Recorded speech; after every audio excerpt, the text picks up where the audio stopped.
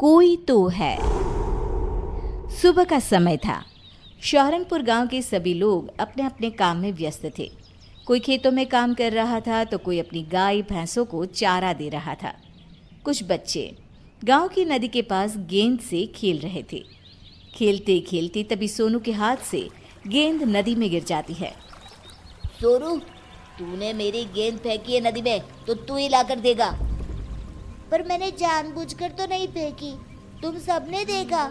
मुझे कुछ नहीं पता, मुझे बस मेरी गेंद चाहिए। अरे छोड़ो ना, तुम दोनों एक गेंद के पीछे लड़ाई क्यों कर रहे हो? एक गेंद ही तो है ना, दूसरी खरीद लेंगे। वो गेंद मेरे मामा शहर से मेरे लिए लाए थे, जो इसने अभी अभी नदी में फेंक दी। तू बड़ी इसकी तरफदारी कर रहा है, तू ही क्यों नहीं ला देता मेरी गेंद? हाँ ठीक है, मैं ही लाऊंगा तेरी गेंद। पिंटू तरुण की गेंद लाने के लिए नदी में जाता है।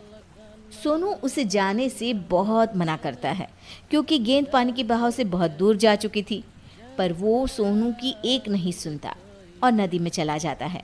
नदी में जाते ही उसका पैर फिसल जाता है और वो जोर जोर से चिल्लाने लगता है, बचाओ बचाओ, कोई मुझे, मैं डूब रहा हूँ। तुम्हारी वजह से देखो क्या हो गया, पिंटू डूब रहा है।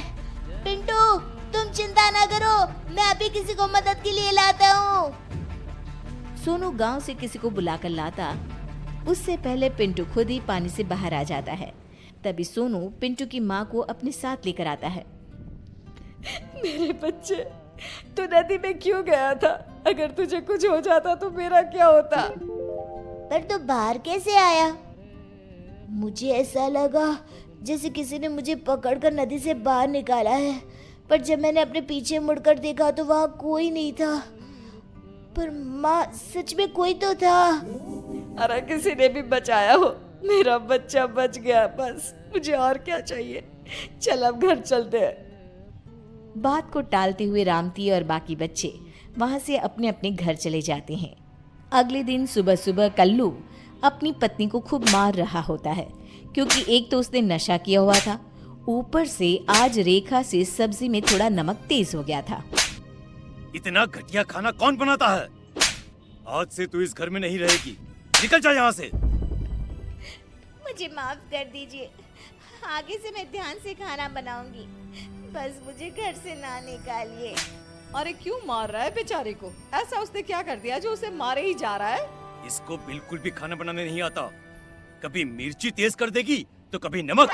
इसका मतलब तू उसे मारेगा? अरे कभी कभी तो हमसे भी खाना अच्छा नहीं बनता, हमारे पति तो हमें बिल्कुल नहीं मारते।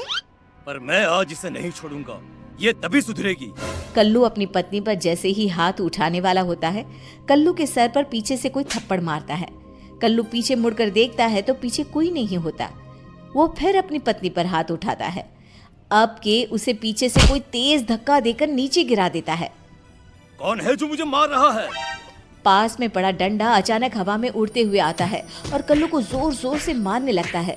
पूरा गांव ये दृश्य आंखें फाड़ फाड़ कर देख रहा होता है। अरे अरे अरे, कौन है जो मुझे इतना मारे जा रहा है? दिखाई क्यों नहीं देता तू?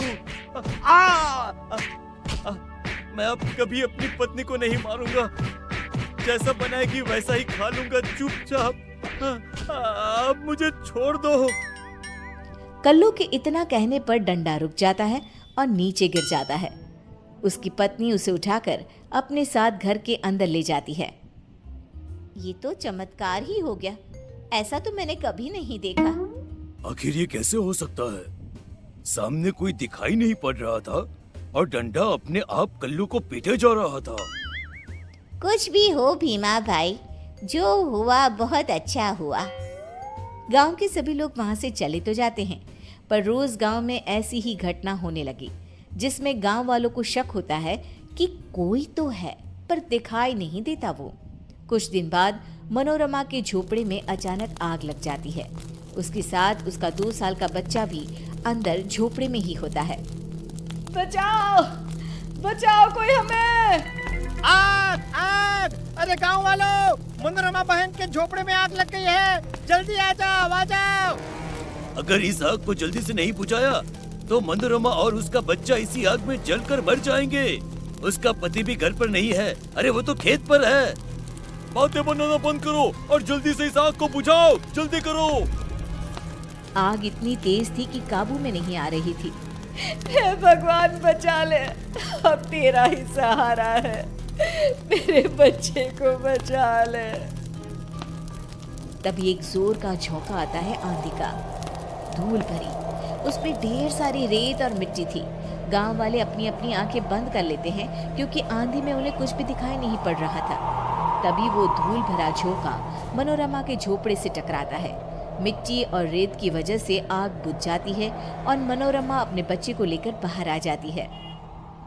ये तो चमत्कार ही हो गया। एक पल में आंधी आई और आग बुझाकर चली गई। ऐसा लग रहा है जैसे जानबूझकर किसी ने वो आग बुझाई हो। कोई तो था जिसने मेरी और मेरे बच्चे की जान बचाई, पर वो दिखाई नहीं दिया। ये हमारे गांव में क्या हो रहा है? कोई तो है पर वो हमें दिखाई क्यों नहीं देता? काकी ने बिल्कुल सही कहा।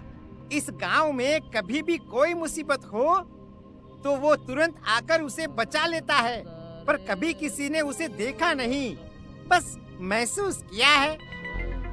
अरे मैं तो कहता हूँ क्यों न हम सब मंदिर के पंडित के पास चले। हाँ, ये सही रहेगा।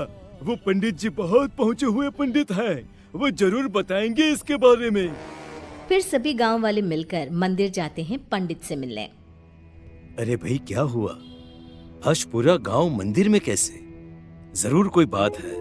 आपने बिल्कुल सही कहा, हम सब आपसे उसके बारे में ही पूछने आए हैं, जो गांव में है तो सही पर दिखाई नहीं देता। पर हम सबको पूरा विश्वास है कोई तो है जो सबकी इतनी मदद करता है। तभी मंदिर की जोर से घंटी बजती है।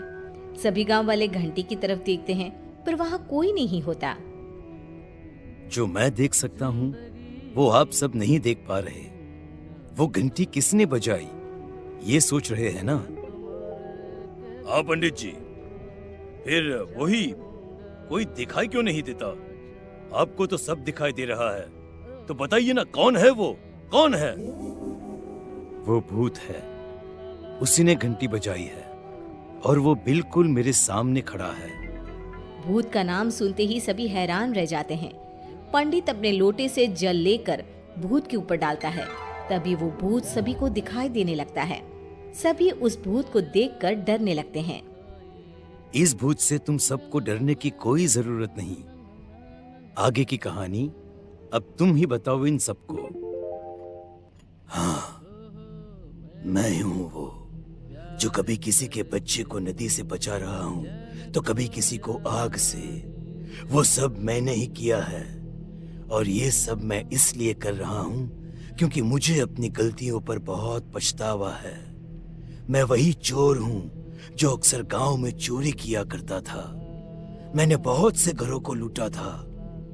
ये सब उसी का प्रायश्चित है। मैं मर गया और भूत बन गया, फिर भी मुझे अपनी गलतियों का पछतावा होता रहा। एक दिन पंडित जी ने मुझे देखा और बोले, जिन घरों को तूने लूटा था उनकी रक्षा करना तेरा फर्ज बन गया है। तभी मुझे अपनी गलतियों की माफी मिलेगी और मुक्ति मिलेगी। अब तुम्हारा प्रायश्चित पूरा हुआ। मैं तुम्हें मुक्ति प्रदान करता हूँ। उसके बाद भूत उस गांव से हमेशा के लिए गायब हो गया।